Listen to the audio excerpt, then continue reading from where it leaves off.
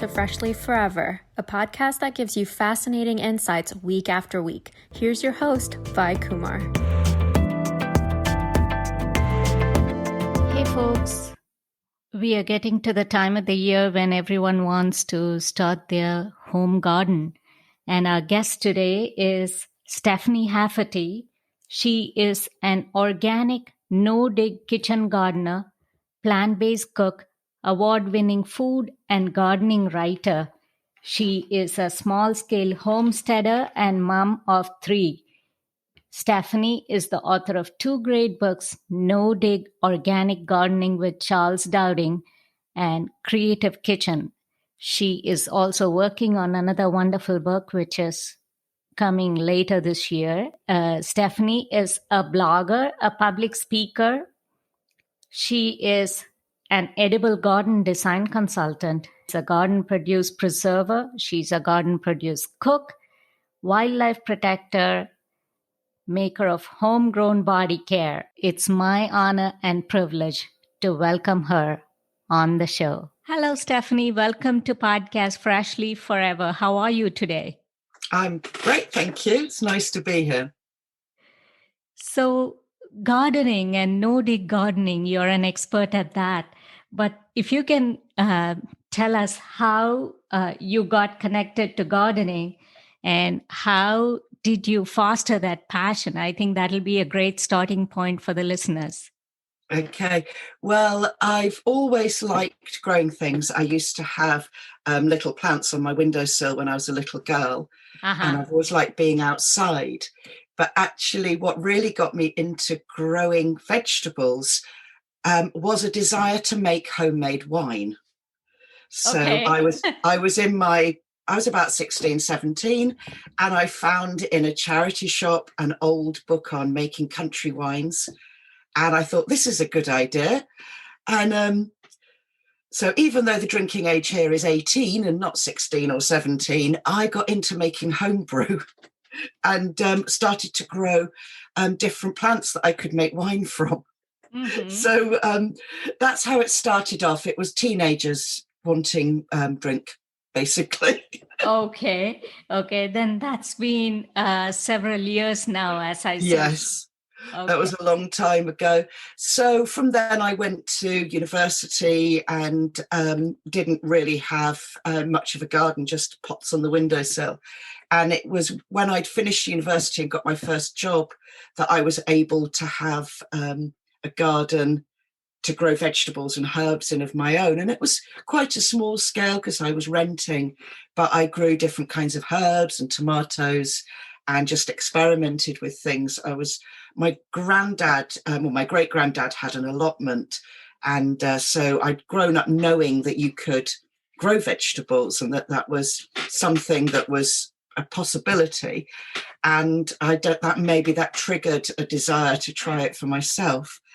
And then gradually the gardens just got bigger and bigger. And then when I started to have my family, that was when I started to own property and not have to move so much.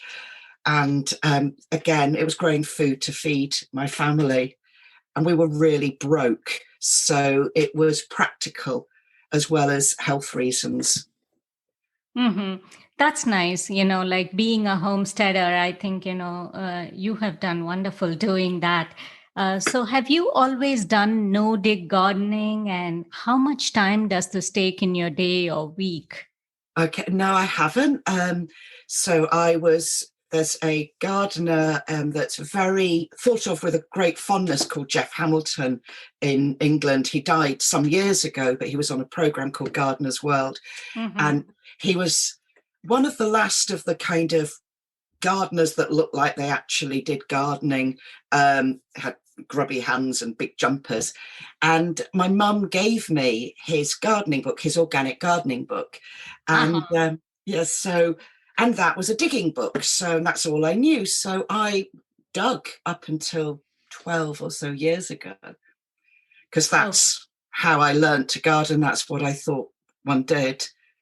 Okay. So you have now transitioned to no-dig gardening, and you even have that wonderful book, Organic No-Dig Gardening with Charles.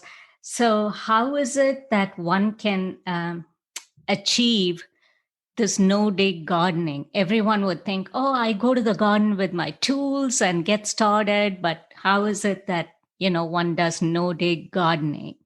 Well, how you start very much depends on what you've got.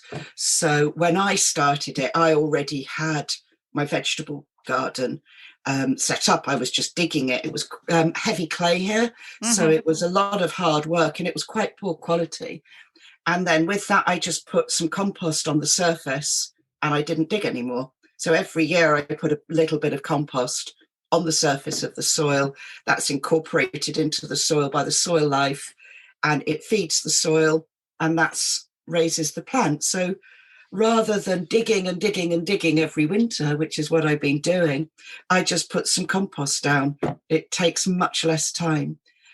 There are other ways. If you've got very weedy ground, there's different ways that you can start, such as putting cardboard down, which is a light suppressant, and then putting some compost on top of that. Britain is pretty much the slug capital of the world. We have lots and lots and lots of slugs. We're quite obsessed. So that's why compost mulches are the best for annual vegetables and annual herbs and that kind of thing here, because the kind of mulches that you can use in hotter, drier climates, such as straw or wood chip, tend to create habitat for slugs and snails and woodlice. Okay. So hence the obsession with compost. Oh, I don't blame you. I think, that feeds the vegetables and plants really nicely. And so I think that's great. So is this methodology applicable globally? How can one tailor make it to their climate and to suit where they live? Yeah, it is absolutely applicable globally. We get feedback all the time from people in different parts of the world. Actually, using compost mulches is pretty much applicable globally. In some places, you would put something on top, such as hay or straw or grass clippings in the summer, if you've got very, very high temperatures, to help with water conservation. But yeah, I mean, we've yet to come across a place where it wouldn't be applicable. I mean, obviously there are some situations where it's just impossible to grow anything, but assuming you can grow stuff there, there's people trying it all over the world, which is lovely. Yeah, that's wonderful. And so is there like a certain type of soil that's more preferable than the other? Is there something like, okay, for proper growth and nourishment, you have to kind of, go for a certain type? And how do you prepare the soil? And so you talked about compost. Is there anything else as far as any natural manure, anything else that needs to go in? Well, composted manure is compost. So some people, at my allotment, I've used just pure, well-rotted cow manure in the past. So anything composted is generally good. With regards to soil types, it's suitable for all soil types. If you've got very, very, very sandy soil, usually it takes a few years for the soil to improve, because you put your compost on the top and it kind of goes into it, it goes quite fast, but it does work really well. I mean, I don't grow on sandy soil, but I've communicated with people who do, and they found it fantastic way of actually making that soil very fertile. You can use natural feeds as well if you want, but generally, if you've got the compost, you don't need to. So it saves a lot of time because you're putting the compost down and there you are. So some good quality compost is all that we need. And that's a great tip right there. You do this both as a homesteader and also on a commercial level, correct? Yes. So actually, at the moment, I'm in the process of moving house. So I'm not working in the market garden anymore, but I've done it. So I grow for myself and my family. And the illustration behind me is a friend of mine called Katie Shepherd. This is like to represent my homestead. And but also I've done it professionally. So I worked in a market garden for 12 years on and off. I've run kitchen gardens for people. So usually on large private estates where I've been paid to be their kitchen gardener. So that's on a completely different scale where you're growing for a particular kind of client. That's very interesting. And it's been helpful for learning skills, which I can then use at home and then teach other people. It was good for experiment. Yeah, I do consultancy as well now. I don't sell my labour so much anymore. I've got enough with my own. I'm about to set up a new garden. That will be enough. But I do consultancy and things. That's fantastic.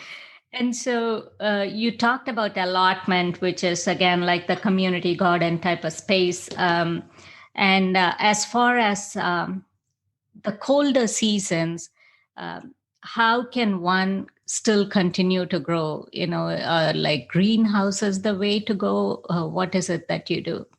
I have both. I have a greenhouse and a polytunnel in my back garden. And usually in the winter, I use the polytunnel the most. Actually, my greenhouse is really, really old and it's got holes in it. So it's not very warm. I mostly use that as a propagating space. I have heat mats for raising plants in the spring.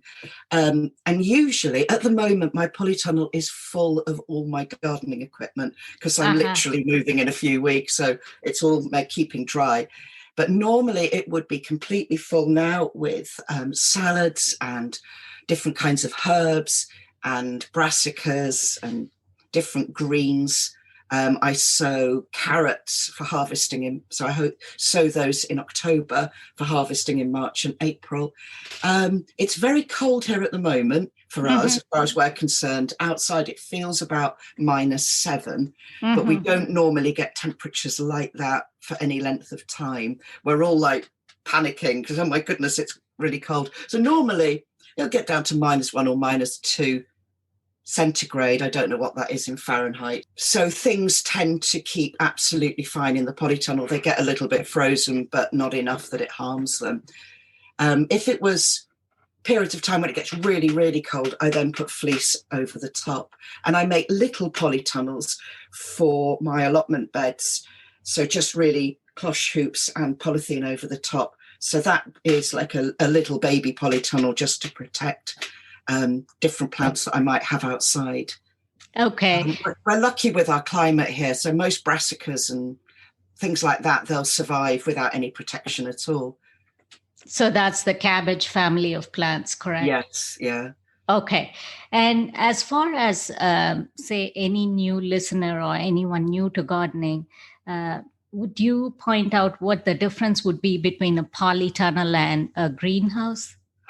Okay, well, a polytunnel is big hoops and polythene over the top. Greenhouse is usually, it's either metal or timber with glass, and it can sometimes be polycarbonate. A greenhouse is, a well-made greenhouse, not one with holes in like mine, is much warmer than a polytunnel. When I worked on a private estate, I had a greenhouse that was heated. It was warmer than my house. It was like amazing. So a greenhouse is more substantial. It will last a lot longer. It is a warmer environment, but it is much more expensive. So for my polytunnel is 12 feet by 40 feet, and which is fantastic for like a size for a family. I've got 3 young adult children. They're all students. And that is a lot cheaper. So you get for your money a lot more covered space with a polytunnel than you do with a greenhouse. If I was very rich, I would get a massive greenhouse built. But when I move, I'm moving to Wales, so it's going to be cooler and wetter than it is where I am now in Somerset. And there I will be hoping to get a bigger polytunnel because I'll need a bit more protection year round. And I definitely couldn't afford to do that if it was a greenhouse. But I'd use a small greenhouse for propagation of things like aubergines, eggplant, and peppers, and all the things that need extra warmth. Okay. So it's good to have both, actually. But if you only can have one, then Polytunnel's more space. Okay. Since we touched upon polytunnel and the greenhouses, why don't we talk about seasonal gardening and planting? And so if you can give us an idea of what to plant and when, and what are some easy vegetables to grow for someone that's starting, say we are all heading into spring almost. So what is it that one can do? Well, that's actually a really big topic. I couldn't say like all of the vegetables and things. The best things to start with, if you're new to gardening, the best things to start with is something you really want to eat that's good to eat fresh. So that might be sweet corn, which is so much more delicious picked fresh from the plant than it is bought from a store. Or it might be tomatoes, which are, again, so much more delicious, homegrown, than anything you can buy. And you might do tomatoes and then grow some basil to grow with the tomatoes and some salad leaves and things to have like a lovely salad every day in the summer. So I think the thing to really is to decide what, I mean, I actually really like Brussels sprouts. So, you know, it's like for me, I've got to have Brussels sprouts. I adore them. So it's finding out what you really like to eat and then look at a good book like No Dig Organic, Home and Garden, which I wrote, or in fact, Charles Dowding's website, which is his name. He's got a sowing timeline there, which has all the vegetables listed and when to sow them. And he has one for the Southern Hemisphere as well. So people all around the world can check that out. Sowing times are really important. And I think a key thing is not to do it too early. So at the moment, there's so where were they? Early February, and a lot of people are saying on social media, sow your tomatoes now, get your tomatoes going. They've been saying that since January. And actually, I wouldn't sow tomatoes until well into March because they grow quickly, they need warmth, and you've got to keep them warm until the last frost date. So that depends where you live. So here in Somerset, which is quite mild, the last frost day is usually the middle of May. So I've got to think with my tomatoes that they don't want to get too big before I can put them in the polytunnel in the middle of May. Or if it's for outside, the end of May, really. So it's looking at things like that, which is why I think if you're new, start with just a few things and learn how to do those really well and then gradually get bigger. So maybe just start with one bed and work your way on from there. Otherwise you can get overwhelmed. Okay. And it stops being fun. Is it something that people should start indoors at this point? Like start with seeds and start sowing them and get them initiated indoors and then, move them out? Yeah, it very much depends where you are. Normally, if I wasn't moving house, I would be starting sowing this weekend. I do my aubergines the start of February, but I have heat mats and I have grow lights. So I can create the perfect environment for aubergines that actually don't want to live in England at all. They want to be somewhere hot and sunny. And that's why I do that. Then if I didn't have all of that, I would not be starting aubergines that early. Most of my sowing starts around Valentine's Day. It's a good time for sowing here, but not of everything. That's like the big start of the year. But again, I'll only be sowing things that I know I can put outside, apart from aubergines. Things like spring onions, salads, that kind of thing, which cabbages, cauliflowers. I would start them in the greenhouse, and when they're little sturdy transplants, then they go outside. And that way they get a good start in life. They get a good size so that if there are any slugs that come along, the whole plant doesn't get eaten. But it really very much depends where you are. If I was living in Scotland, I wouldn't start sowing for another 2 weeks after that because their last frost date is later. Whereas if I lived in Cornwall, I could start earlier. So that's just in the British Isles. So it all depends where you are, really. Okay. So again, aubergines, those are the eggplants for other listeners that are familiar with calling one it of my eggplants. favorites. Yes. As far as zoning, you certainly, pointed out people should look at their zone calendars and then plant accordingly. And that's a good place to start. So definitely, that's a great tip. What about summer planting, and what about autumn and winter? And what is it that one should do every season? Decide what you want to grow and then look at it's good to have either a calendar or a diary or a notebook and just look at when they need to go in, which is different for every plant, and then work backwards thinking, okay, if this needs to be planted in the garden in this week, then I need to sow it 3 weeks before, or whatever it is. So for that, you'd need a good gardening book or a good plan that you can have as reference. Usually that is better than looking at the seed packet. Often the seed packet can be a bit misleading. I think it's almost as if they want people to sow too early so the plants die, so they go and buy more seeds.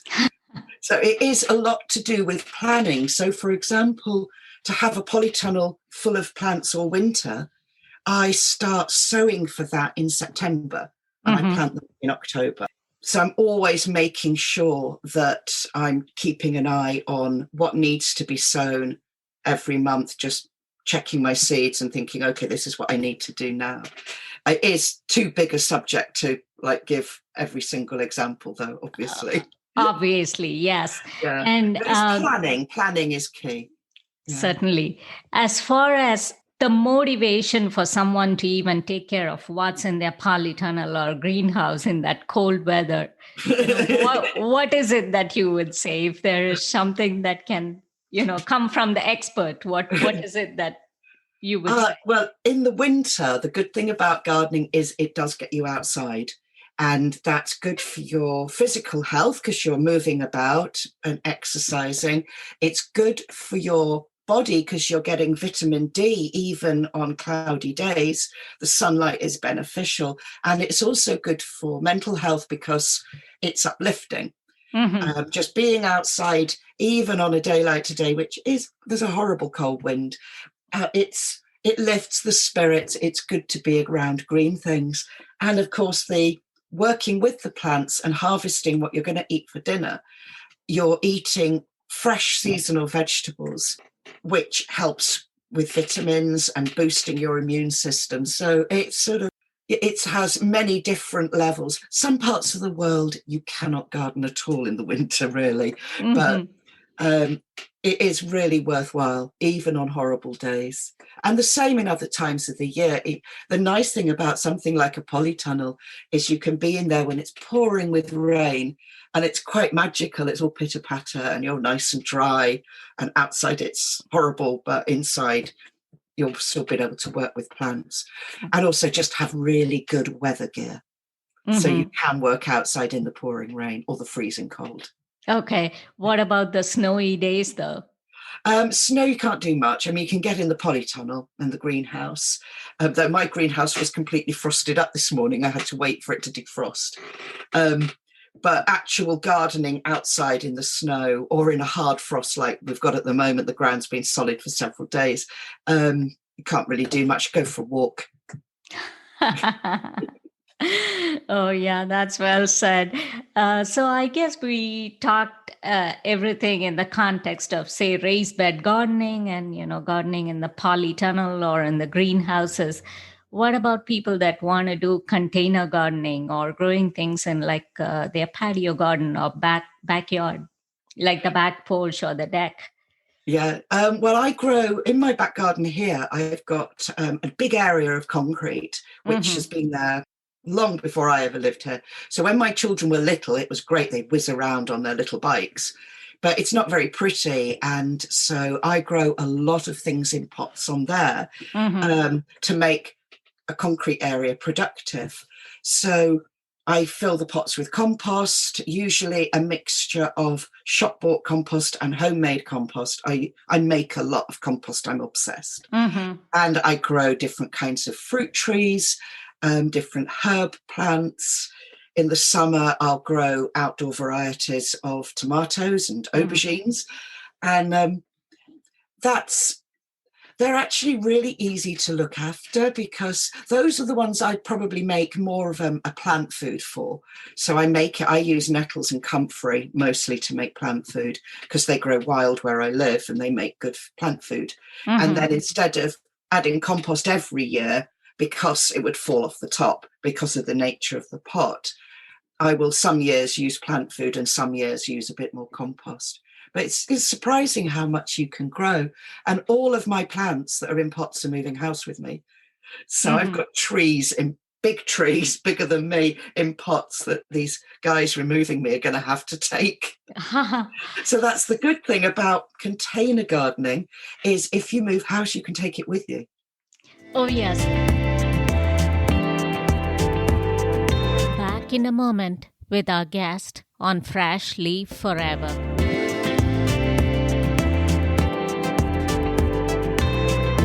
Talked about fruits. So what fruits do you grow in your container garden? Oh, well, in the container, I've got my favorite is I've got a nectarine. And that actually grows just outside my home office. And I love it because it's a bit special for this climate. And the fruit is incredible. Normally, you'd have to go to Spain or Portugal or somewhere to taste fruit like that. Oh, it's lovely. And so that's my favorite. I also grow different kinds of citrus. I've got lemons and limes, and I've got a medlar. Do you have medlars where you are? No, I've not heard of that unless it's called differently. It might be. Have a look on Google. It's a very old fruit. And it's quite strange. You get these beautiful flowers. It's so pretty. And then the ugliest fruit you've ever seen. It's super ugly, small fruits, about a bit smaller than a plum. And so very ugly. And I pick the ugly fruit in late October time. And then I put it in a bowl in my house and let it rot for 3 weeks. And from that, you make different preserves, and the flavor is amazing. So it's quite a strange plant, and I do like that enormously because it's different. It's not the sort of thing, I can't go to my local shop and buy medlars.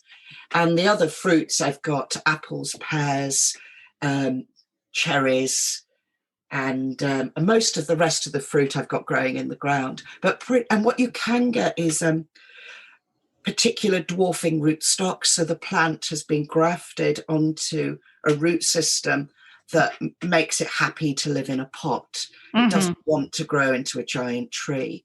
Though I've got success with apple trees that I bought from a supermarket very cheaply, just a few pounds, in a pot, and I just keep them pruned and they're quite happy. So that's a cheap way of getting fruit trees in a pot. Okay. How do you feed your vegetables or your fruit that are grown either on the ground or in the container? How often do you take care of anything, supplemental that you do? You start with compost, and then how often do you replenish anything that they need? So if it's in the ground and I've put compost, then that's once a year and that's it. No other feeds, nothing needed at all. Okay. Pots are slightly different.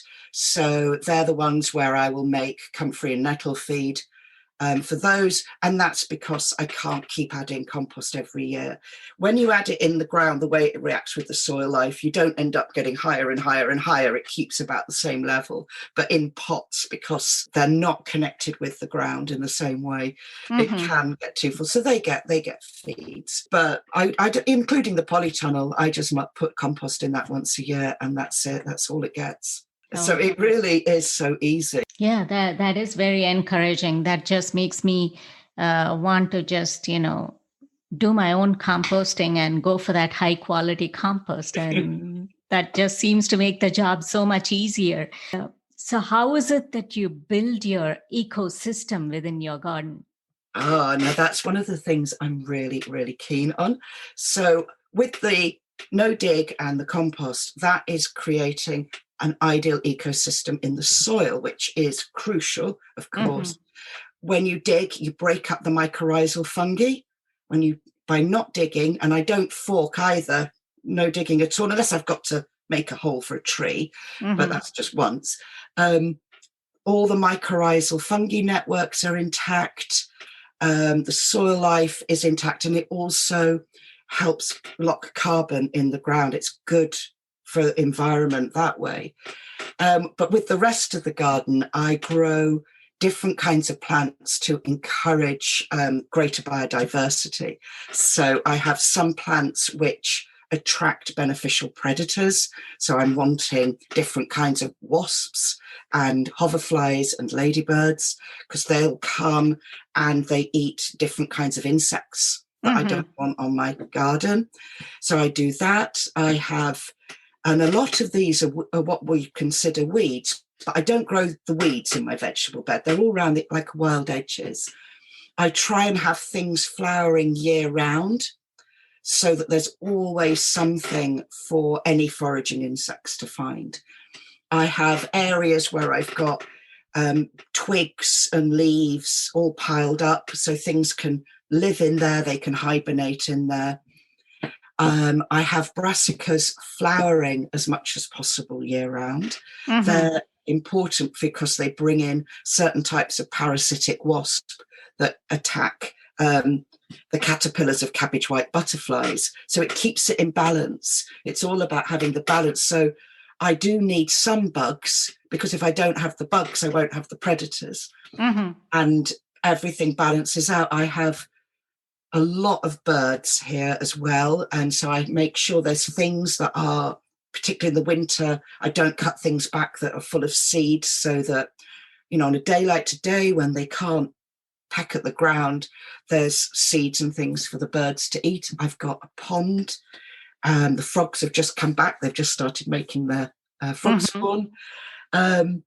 I put water down in small dishes for the birds, and also ones filled with stones for bees and wasps. They, not at the same time, they're not friends. I'm obsessed with wasps. I love wasps. Wasps are totally underrated. Wasps are just as important as bees, as pollinators, and they kill so many insects. So I don't use any herbicide, not herbicides when we're talking about any pest. I don't use herbicides either. I don't use any pesticides at all.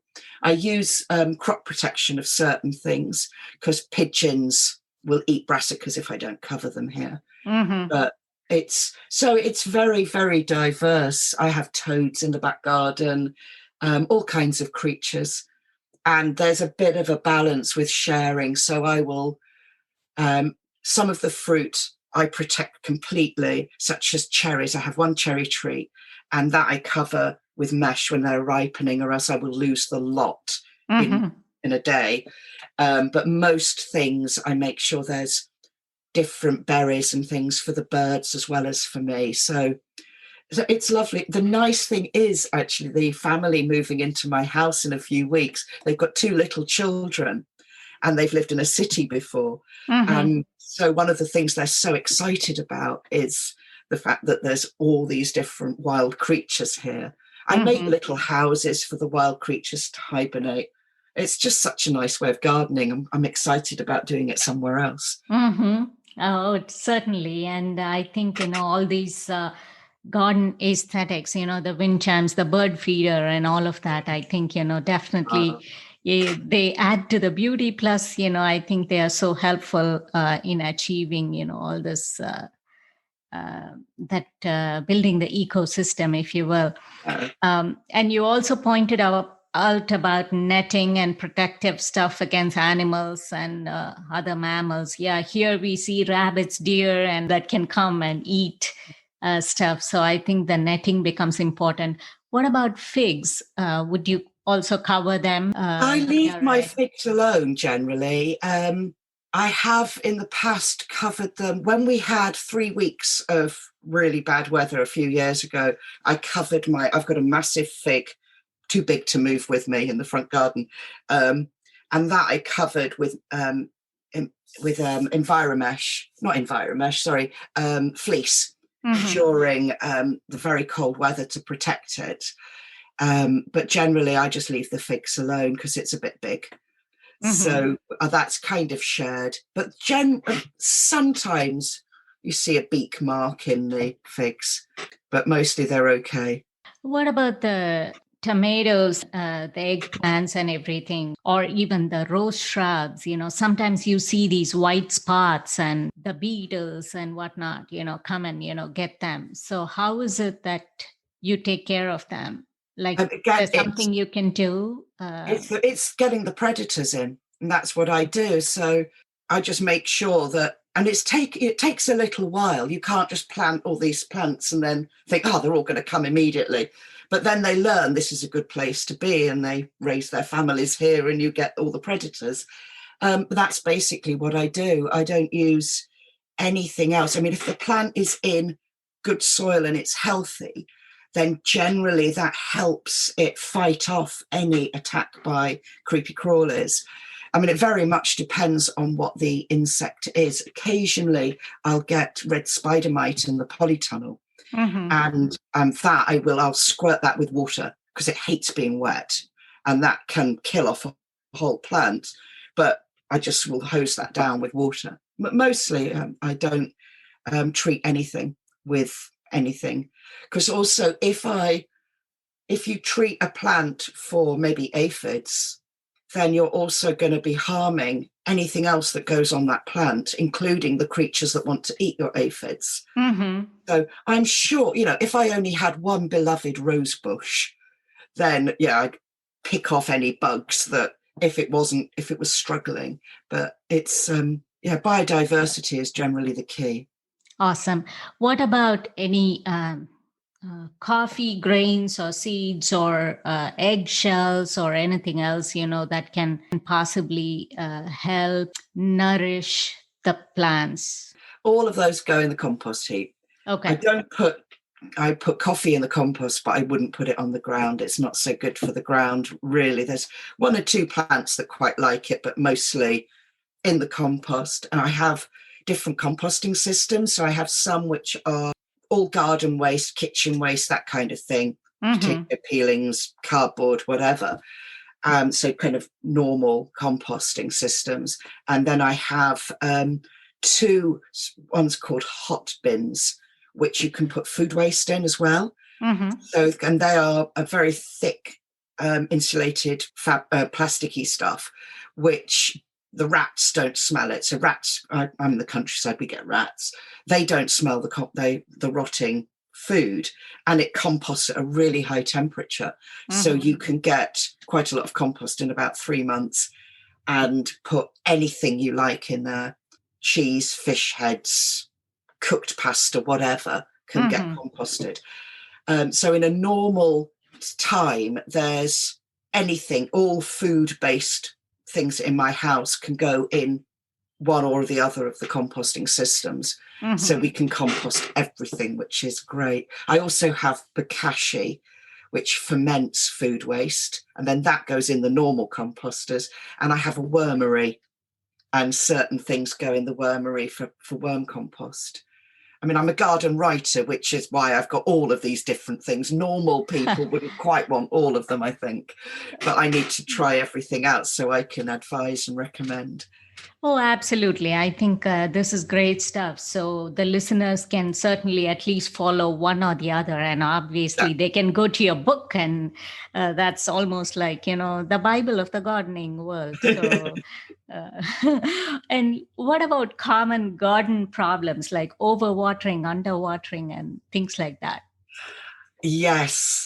It's not good to do either. I mean, usually you can tell if a plant's underwatered because it starts drooping and looking really sorrowful. And overwatering can be just as bad, particularly if it's in a tray and the roots get waterlogged. So it's just trying to work out for the plant, depending on where it's growing, how much water it actually needs. Usually the compost mulch helps conserve moisture. So most of the time, once things have been planted in the garden and watered in then, quite often they don't need watering much at all unless we have a period of very dry weather. So nature just takes care of it for you. My polytunnel obviously is an artificial environment. In the winter, probably only water every 3 or 4 weeks. In the summer, it can be 2 or 3 times a week, depending on how hot it is and how much sunshine we're having. So it's really just a question of observing the plants and seeing how they're coping. One thing that's a bit of a myth is we're often told don't water plants on a sunny day because it'll frazzle them, and it doesn't. It's absolutely fine. So it's better to water in the morning if you can, just because you're going to lose less to the atmosphere.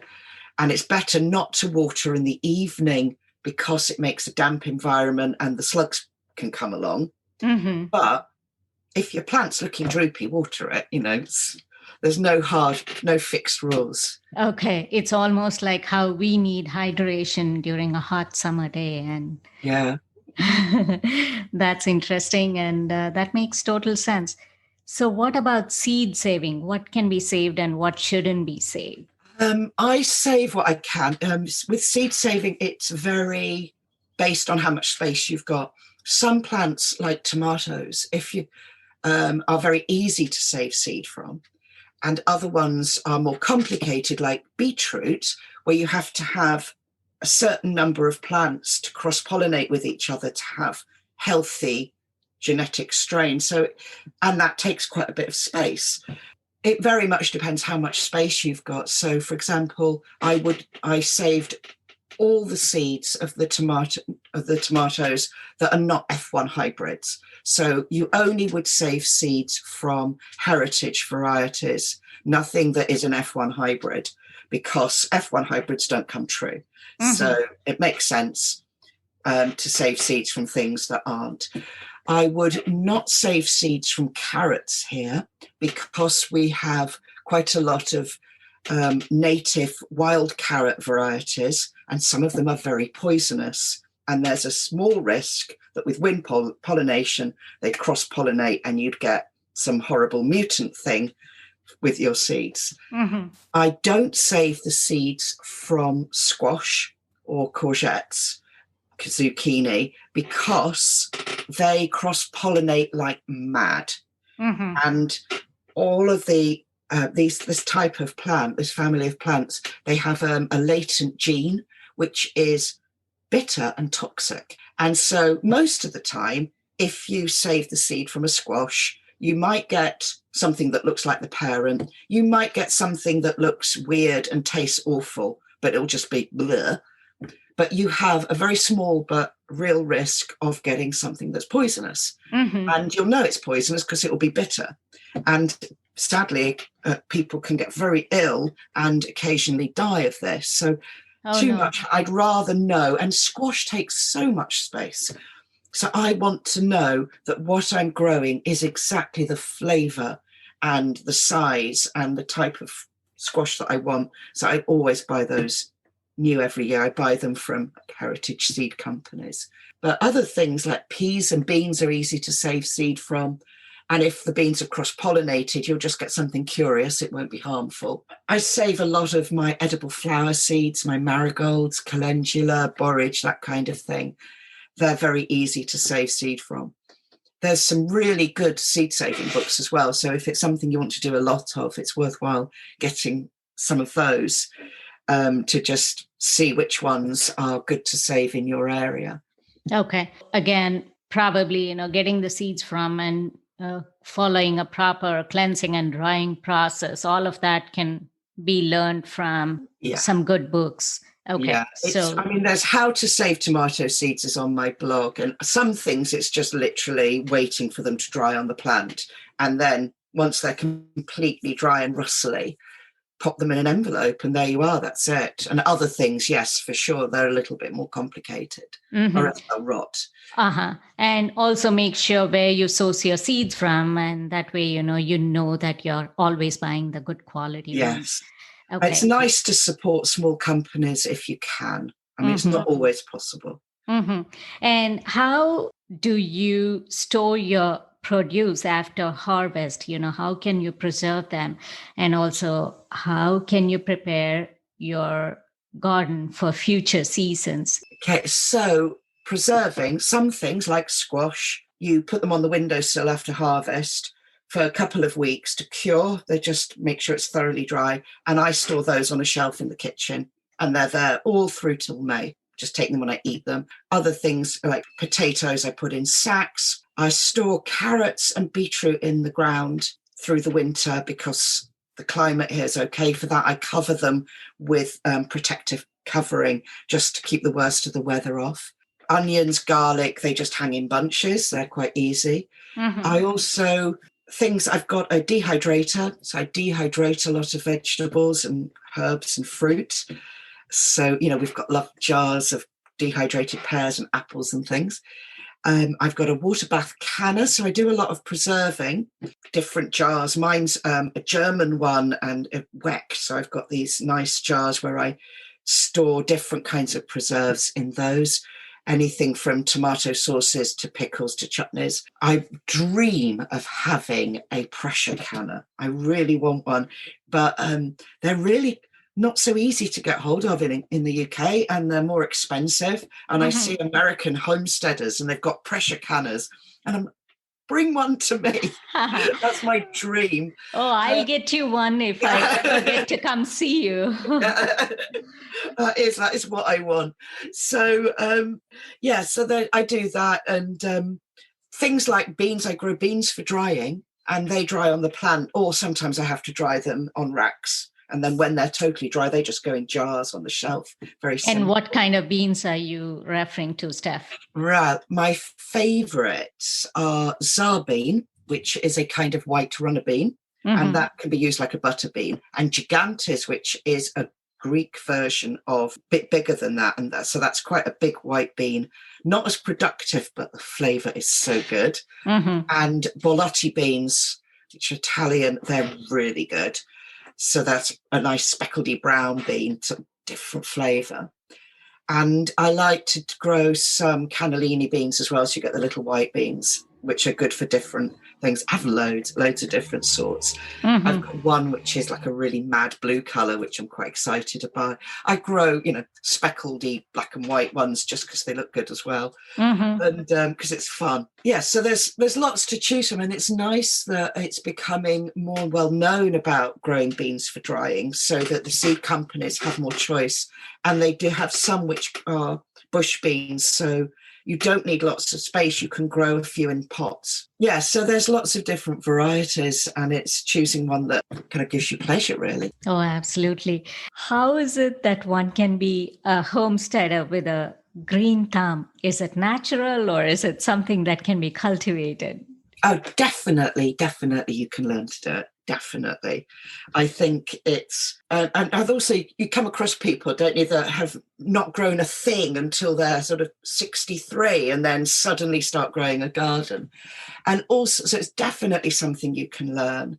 And also, I think you can definitely do it in any space. You don't have to have chickens and geese and ducks. You can just have a window box, and that is still your own little homestead. I think you can also do that kind of home preserving thing by going to your farmer's market or your supermarket and buy things from there and preserve them yourself, because that's fine too. We all do what we can where we are. So when I move, for example, I'm not going to have any homegrown vegetables. I'm going to have to go to the farmer's market to get those to make my food, whatever size, and you definitely can learn it. Absolutely. Thank you so much. And it's been such a pleasure having you on the show. And I think the listeners would thoroughly appreciate your insights. And I'm sure everyone would be super excited to start their own garden this spring and grow year round. And if you can tell us how people can reach you, how people can follow you,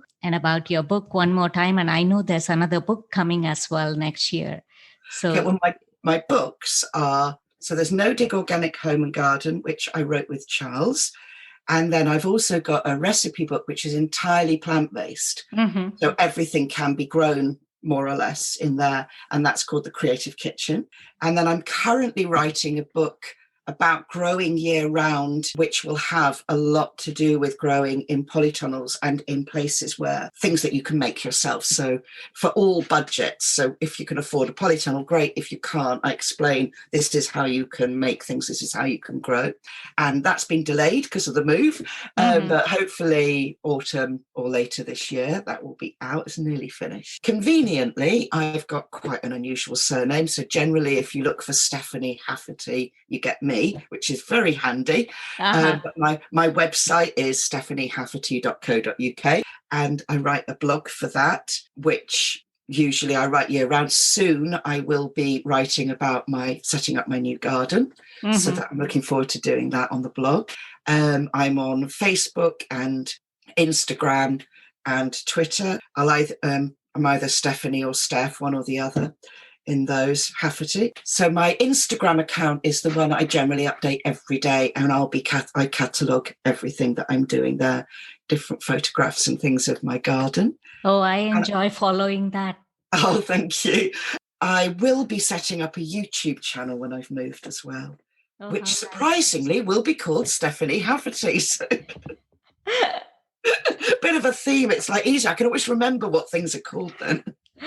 Well, that's interesting and fascinating insights. Thank you so much for being with us today, and certainly look forward to many more discussions in the future. Thanks a lot, Steph. And fun. have Thank you very safe much. and happy move, and have a wonderful time setting up your new garden in the new place. Thank you. Hope you all found that conversation very interesting and useful and inspiring to start your own home garden. I'll make sure to include Stephanie's contacts in the show notes. And as always, send me your feedback and follow me on Instagram at FreshLeafForever and on Twitter at FreshLeafForev1. I'll be back again with another interesting guest and another interesting episode next week. Until then, it's Vi saying so long.